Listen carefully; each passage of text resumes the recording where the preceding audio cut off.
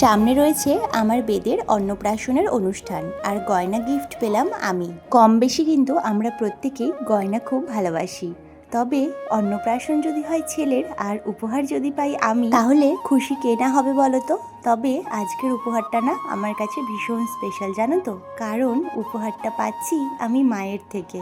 হঠাৎ করে মায়ের থেকে কেন গয়না উপহার পেলাম আর কি গয়না উপহার পেলাম সমস্তটাই কিন্তু আজকে তোমাদের সাথে ভিডিওতে শেয়ার করব। পুরো ভিডিওটা দেখতে থাকো। সো হ্যালো এভরিওয়ান, তোমরা সকলে কেমন আছো? আমরা কিন্তু বেশ ভালো আছি। তোমরা তো দেখতেই পাচ্ছ আজ বিকেল বিকেল একদম তিনজনা মিলে রেডি হয়ে চলে এসেছি পছন্দের দোকানে। দোকানটা কিসের এতক্ষণে নিশ্চয়ই তোমরা বুঝতে পারছো। হ্যাঁ, এটা কিন্তু একটা গোল্ড জুয়েলারির দোকান। সাথে করে কিন্তু আমার পাপাও এসেছে। ও কিন্তু ঘুরতে ভীষণ ভালোবাসে, তাই ওকে নিয়ে কোনো জায়গায় যেতেই আমাদের একদমই অসুবিধা হয় না। ও কিন্তু একটু ডিস্টার্ব করে না, ভীষণ খোশ মেজাজে থাকে আর সবটা দেখতে থাকে।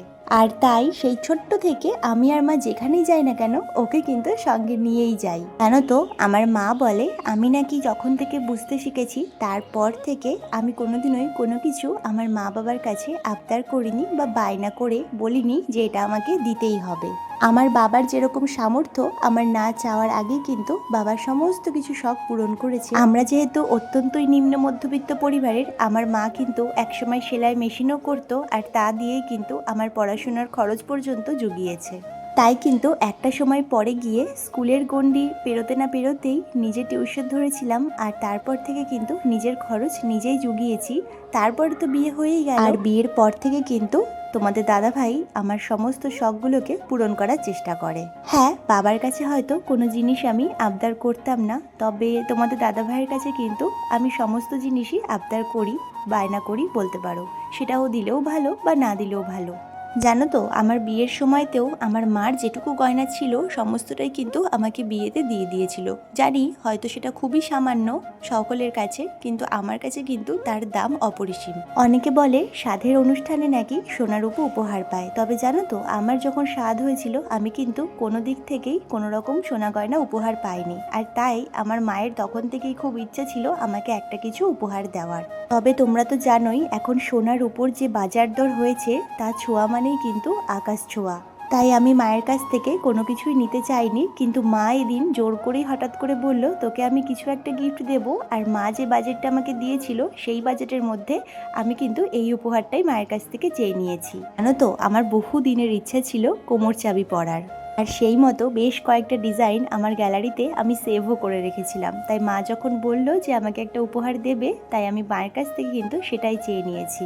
তোমাদেরকে আমি বাড়িতে গিয়ে ভালো করে সুন্দরভাবে জিনিসটা দেখাবো, তোমরা একটু ওয়েট করো। জানি জানি আমার মতো তোমরা কিন্তু অনেকেই এইরকম কোমর চাবি ভীষণ পছন্দ করো। জানো তো, আমি যেখান থেকে ডিজাইনটা সেভ করে রেখেছিলাম সেখানে কিন্তু অনেকটা ওয়েটের মধ্যে ডিজাইনটা ছিল। তবে এই যে দোকান থেকে বানিয়েছি এই কাকু কিন্তু অনেকটা কম ওজনের মধ্যেই এই গয়নাটা বানিয়ে দিয়েছে, আর ভীষণই পছন্দ হয়েছে আমার। এত সুন্দর করে ডিজাইনটা বানিয়ে দিয়েছে নিখুঁতভাবে, তোমরা দেখলেই কিন্তু বুঝতে পারবে। আর সব থেকে বড় কথা, গিফটটা আমাকে মা দিচ্ছে, তো মায়েরও কিন্তু ভীষণ পছন্দ হয়েছে। আর মায়েরও খুব ইচ্ছে ছিল যে আমি এরকম একটা কোমর চাবি পরবো, আর সামনে যেহেতু অনুষ্ঠান আছে ওই দিন তো পরতেই পারবো। আচ্ছা, তোমরা বলো তো তোমাদের ডিজাইনটা কেমন লাগছে? ভীষণ একটা সাবেকি ডিজাইন, তোমরা হয়তো দেখলে বুঝতে পারবে, আর ভীষণই একটা লাইট ওয়েটের মধ্যে বানিয়ে দিয়েছে। আর সব থেকে বড় কথা, গয়নার দোকানের কাকুর ব্যবহারও কিন্তু ভীষণ ভালো। তো আমি তো ভাবতেই পারিনি যে হঠাৎ করে এত সুন্দর একটা গিফট আমি পেয়ে যাব। তোমরাও জানিও গিফটটা কেমন হয়েছে, আমার তো ভীষণ ভালো লেগেছে। জানো তো, আমার মনে হয় উপহারের মূল্য অনেকটা বেড়ে যায় যখন আমাদের ভালোবাসার মানুষটা সেই উপহার দেয়। বাড়ি ফেরার সময় মা কিন্তু দুটো আইসক্রিমও কিনে দিয়েছিল আর পছন্দের সন্দেশও কিনে দিয়েছিল। বাড়ি এসে খাওয়া দাওয়া করে এখন তো ঘুমোবো। তাহলে চলো, ব্লগটা এখানেই শেষ করলাম। টাটা।